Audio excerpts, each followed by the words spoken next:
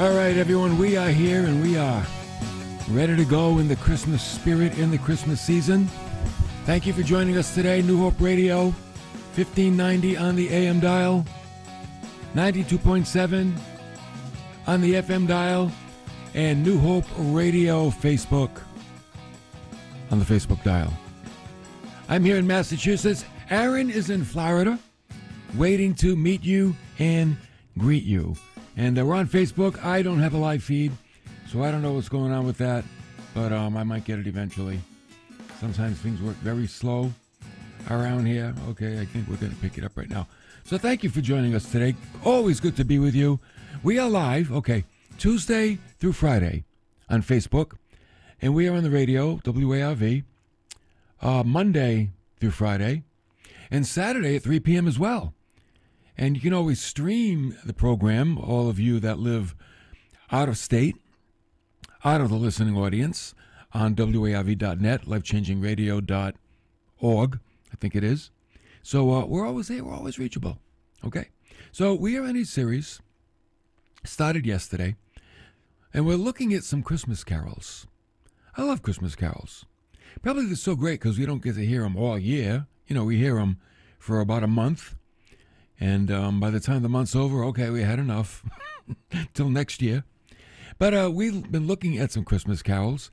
And today we're going to look at one that's about a king. And, you know, it's good to understand the meaning behind the songs that we sing. This is an English Christmas carol, and probably you don't hear it much. You don't hear it much around here. It's a nice song. I like it. And it's called Good King Wenceslas.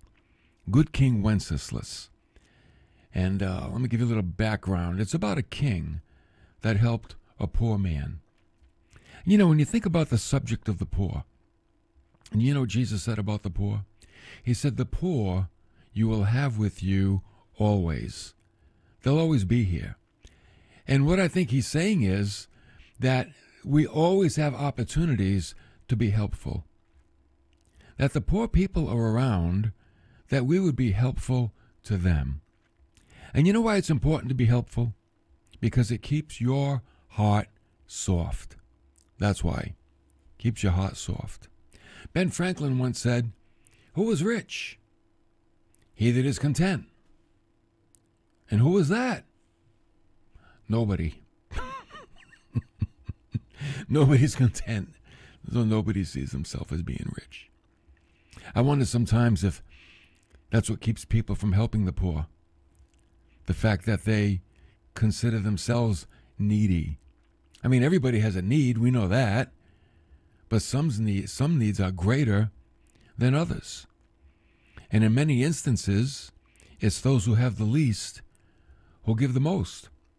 I was walking through a store parking lot yesterday, and you know, I tell our church, I always take extra dollars with me when I go out this time of year. And when the guys are there ringing the bell, you know, for the Salvation Army, and they got the bucket there, I always make sure I have something to put in. And there's a guy in front of me, and he walked right by. I was like, okay, you know, not everybody gives. But then he gets in this big, beautiful white Mercedes. I said to myself, you cheapskate. Now, I don't know what he gives. But, you know, the point is, I felt like saying to him, buddy, you can't give $1. You get that $50,000 car there. You can't give $1. Hey, maybe he gave it on the way in, though. I don't know. Who am I to judge? But that's why I can be a jerk sometimes. Because I can be judgmental. Maybe he gave it on the way in. No, you know what? He didn't give it on the way in. You know why? Because where the guy was sitting, you couldn't get to him on the way in. You could only get to him on the way out. So I was like, where is that guy? Anyway. So listen, be prepared. Always be ready to help the poor. Okay? So we come to this Christmas song today, Good King Wenceslas. And let me give you a little background on the song. It's a popular Christmas carol on the other side of the pond. Not so much in America, but more so in England. Okay? And it's about a king who goes out to give alms to the poor. And, you know, he's a king and he has poor people in his kingdom. And he goes out on the Feast of Stephen, which is the second day of Christmas, December 26th. December 26th is the day, traditionally, that people give to the poor. So good King Wenceslas, he was Duke of Bohemia during the 10th century, and he worked tirelessly to Christianize his land. He was a believer in Christ, and he worked very hard to get other peoples to hear the good news too. Well, he was murdered in 929 by his envious brother Boleslav I. Imagine that. Some brother killed him. And then he took the throne. Wenceslas was later sainted, and legends of his good acts and miracles, they spread wide and far. And now on that day, even centuries later, this song, Good King Wenceslas, was sung by all who went out to collect alms. That was like the theme song on St. Stephen's Day, to go out and collect money for the poor. That's a pretty good legacy. So the good king, he reigned in Bohemia from 922 to 929, when his dirty rat brother killed him, later becoming the Czech patron saint. And the carol is not based on any known incident in his life. It's probably no more than a beautiful illustration of the virtue of charity. This song is about the beauty of being generous and kind. You know, a generous and kind person is a beautiful person, especially in the eyes of God, and especially in the eyes of the one that's being helped. So, on this particular day, okay, here's what the song's about. During the journey, his page, which is his assistant, so to speak, his little servant guy, his page, he's about to give up the struggle against the cold weather.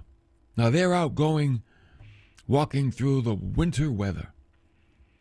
And the page is like so cold and he can't walk anymore. But he's enabled to continue by the heat miraculously emanating from the king's footprints in the snow. So the king's walking in the snow, leaves a footprint. And the song talks about the king telling the page, walk in my steps. So here's how the song goes. Good King Wenceslas looked out on the feast of Stephen. Now look at that little phrase, looked out. He was in tune with life. When you look beyond yourself, you know what that says? That you're in tune with life. And it makes us ask the question, what do I see when I look out from my own place in life? Do I have the ability to see beyond me, beyond my own life? Can I look into the life of others? That's what that song makes us ask ourselves. You know, in the book of Deuteronomy, it tells us, if there's a poor man with you, one of your brothers, in any of your towns, in your land, which the Lord your God is giving you, don't harden your heart, nor close your heart from your poor brother. You shall freely open your hand to him, and shall generously lend him sufficient for his need and whatever he lacks. Giving is always generously. See, the depth of charity is regulated by the greatness of the need. The need is great, then the generosity is great. So the song says, when the snow lay round about, deep and crisp and even, brightly shone the moon that night. Though the frost was cruel, when a poor man came in sight, gathering winter fuel. So the king sees somebody out there in the woods gathering firewood. Hither, page, and stand by me. If thou knowst it, tell me. Yonder peasant, who is he? Where and what his dwelling? In other words, where does he live? The good king makes it a personal matter. He says, I want to know more about him. The page said, Sire, oh, he lives a good league hence, underneath the mountain. right against the forest fence by St. Agnes Fountain. Okay, so what's going on here in the song? We saw his need, he was poor. We know where he lives, under the mountain. Now the help. Here's what the king said in the song. Bring me flesh and bring me wine. Bring me pine logs hither. Thou and I will see him dine when we bear them thither. You know, hither and thither, right? Here and there.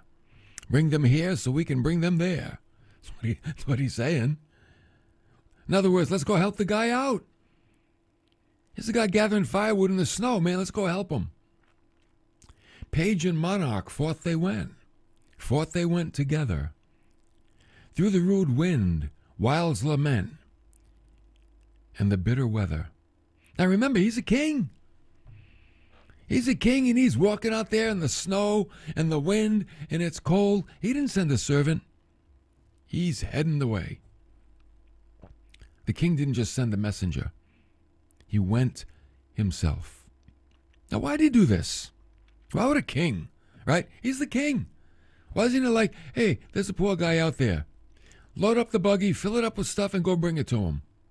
No, he put on his coat, put on his boots. He said, let's go. We're going to go help this guy. Why did he do that? I believe this is why. He knew the secret. Here it comes now. Pay attention. He knew the secret on how to keep your heart soft. You know what it is that keeps your heart soft? Personal involvement. Personal involvement. You know, anybody can write a check to help the poor, and that's nice. It's beautiful. You write a check, here you go, buddy. Send it and mail it. But when you roll up your sleeves and get involved, oh, it takes on a whole new dimension. It's so different. And it really does keep the heart soft. Let me ask you, what do you do to keep your heart soft? Do you keep your heart soft? Is your heart soft? Is it hard? Like that? Is your heart hard? Like a rock? Or is it soft? Anybody can have a soft heart. But I believe it takes personal involvement in the need, like with the king, to make that happen. Deuteronomy 17 says, if there is a poor man with you, don't harden your heart. Seems like the best thing you can do for yourself is to help someone else. Christmas season is a wonderful time to soften your heart because more needs are brought to the surface. We become more sensitive to the plight of others. The song says, Sire, oh, the night is darker now, and the wind grows stronger. Fails my heart, I know not how. I can go no longer. The page is saying, I can't keep up, I can't keep walking, it's too cold. The king says to him, mark my footsteps, my good page. Tread thou in them boldly. Thou shalt find the winter's rage. Freeze the bloodless coldly. In other words, it's so cold, and if you didn't have blood, you'd freeze to death. King knows it's cold. He's not denying it. He's not saying, toughen up, page. He's not saying, hey, it's not that cold. He said, no, man, it's cold. I'm cold too. In his master's steps he trod, where the snow lay dinted. Heat was in the very sod which the saint had printed.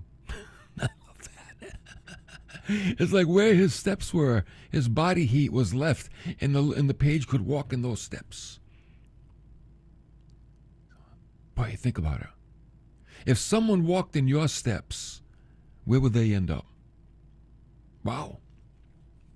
It's a sobering thought. If someone walked in your steps, where would they end up? Makes us think where we go, doesn't it? Where do I go? If somebody's still walking my steps, where will they end up? In court? in jail, in the poorhouse. Wow. Makes us really think, doesn't it? Heat was in the very sod which the saint had printed. And then the song says, therefore, Christian men, be sure, wealth and rank possessing, ye who now will bless the poor, shall yourselves find blessing. See, I want you to notice what this king is remembered for. It begins with the ability to see beyond his own life and his own needs. And you know what? That's where it begins for all of us. The ability to see beyond your own life and your own needs. Think about that. Do you have that ability? It's an ability worth perfecting. It really is. Then, what happened with the king? Goodness begins to rise up in his heart as he sees the need of the one of his subjects, who he considers, oh, here it comes now, he considers him his neighbor. Here's the king. He's got a subject in his kingdom, but he considers him his neighbor. Where do you think he got that? You think he learned that from Jesus himself? Love your neighbor as yourself. Somebody asked Jesus, who's my neighbor? And Jesus told the story of the Good Samaritan. And the story basically is, if somebody has a need and you have the ability to help them with their need, that's your neighbor. That's your neighbor. Whoever comes into your life that has a need, that's your neighbor. It's not so much about geographic location. It's about your perception. It's about how you see people. It could be someone that's hungry and cold and poor, and they live on the other side of town, and you cross their path. You know what? They become your neighbor. That's your neighbor. We're all kind of kings in our own right. Here's a king that looked out at a man and says, he's my friend. He's my equal. He's made in God's image. How do I not help somebody made in God's image? How do I not help somebody? You know, the latest thing that's been on the news lately is that shooting in France, in the little Christmas town. How sad.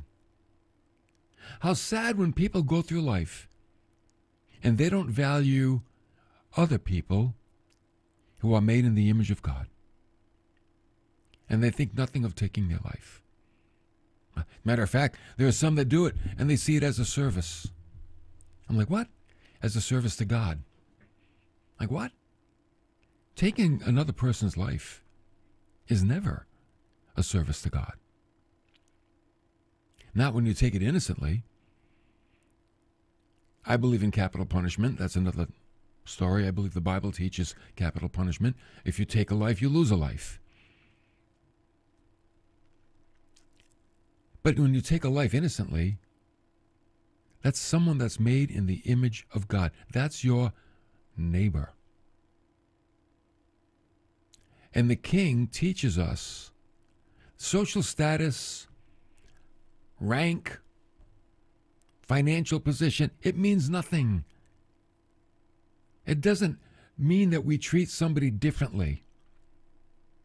We treat all people equally. Here it comes now, with love. So when the king helped out this peasant, we're able to look inside of him and see his heart. And you know what we see inside his heart? Generosity. And now this becomes his legacy. Is there a greater legacy than to be remembered for helping the poor? I mean, this king ruled for 7 years. I'm sure he did a lot of great things. But they wrote a song about his generosity toward the poor. That's his legacy. And if there are greater things that you can do, I'll tell you what, there's not many. So let's revisit what the Bible says and derive some life lessons. Okay? Here we go. Number one, a hard heart ignores the needs of the poor. When your heart is hard, you are blinded to the poor. You have no feeling for the poor.